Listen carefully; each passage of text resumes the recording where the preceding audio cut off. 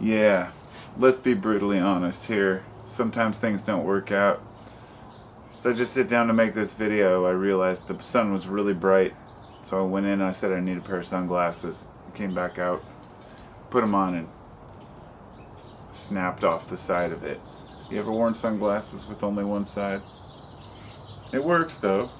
Guess it depends. Anyway, how's everybody doing today? I really don't want this to turn into a complaint video, but it probably will be a rant about the societal problems we have, and there are multiple different opinions on those subjects. One being, I don't want to hear any more about the world's problems. The next being, this is all I want to hear about. I've heard, I know the obsession of wanting to know what's going on in the big picture, really wanting to understand the world around us and the news, history, everything, so we can get a better grasp on our own lives. But sometimes I come across a few topics that are so difficult to express, or there's so many of them that I have to get them all over with at one time, meaning I just have all these notes and thoughts in my head, and I'll process something for a couple days. The first thing I wanted to talk about here, because eventually I wanted to get to, how the average worker is held down, the individual, not just worker, but entrepreneur, in order to keep corporate gains high. But I wanted to talk about water for a minute. I made a video several months ago talking about the water wars that were I've made probably 3 or 4 over the last several years. Back in the George Bush Jr. days, I heard that he had bought, and his family had bought up water rights all around Texas over aquifers. Well, then I read more about it, found out they'd bought a bunch supposedly in the Middle East. Now, I think it was in South America, and I wouldn't be surprised in the Middle East too. I don't know the specifics of who, how, and when, but it made sense that, of course, you're going to buy water because it's going to be a valuable commodity. And I read plenty of stories about it becoming like gold. Like oil, I guess, which is black gold. Same difference, right? So water is now a commodity, and I know folks already think it is. Nestle basically just steals water from California's mountains and then just sells it back to the people in plastic bottles. But on December 7th of 2020, water went onto the stock exchange under NQH2O. That's the stock market name for it. And it's California. It's called the Nasdaq Vales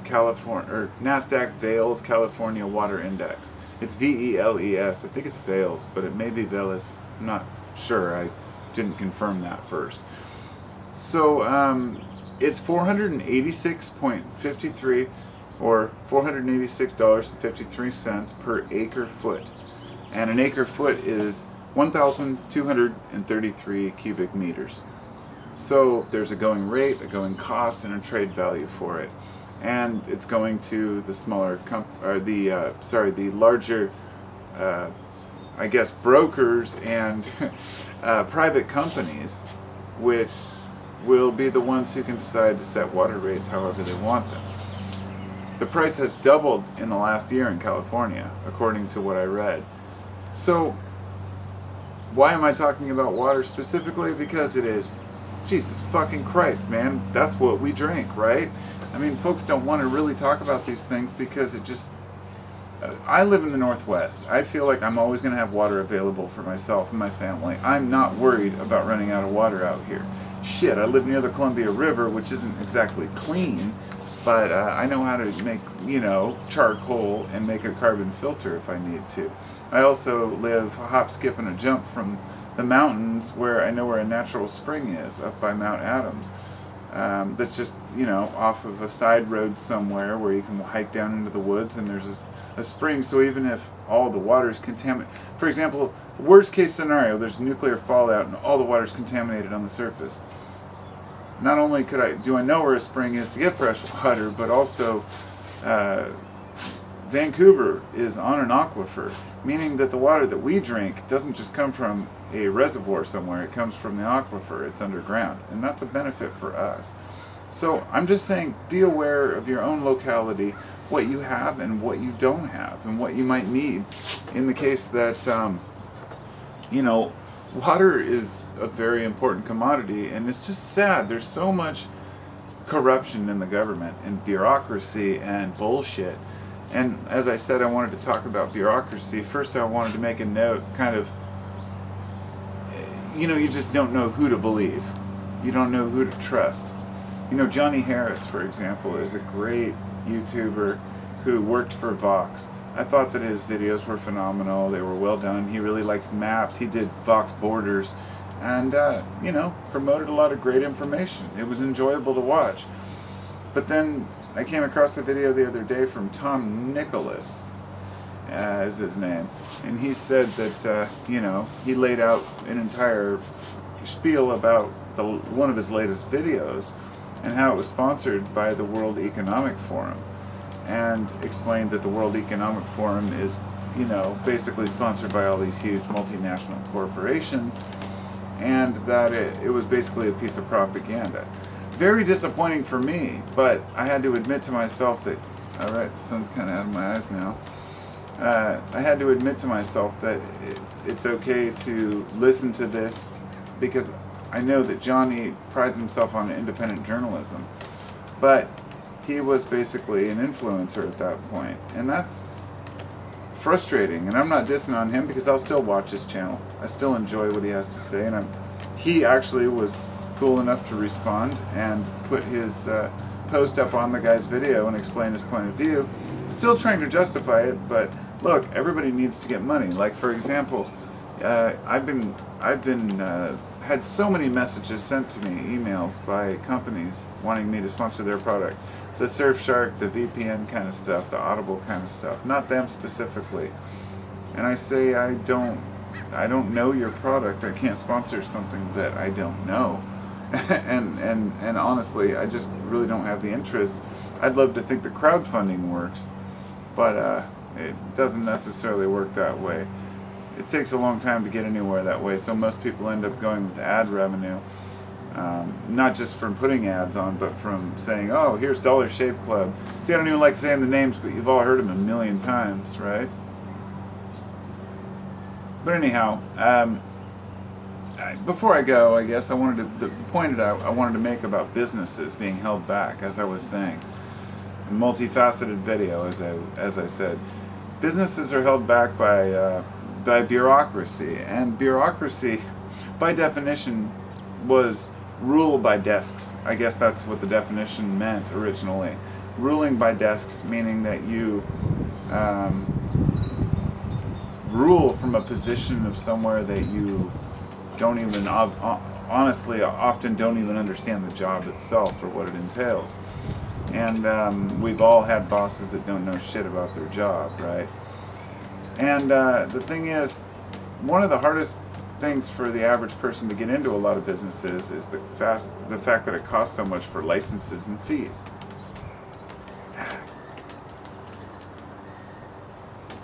The question, I was thinking the other day, you don't need a journalism license, for example.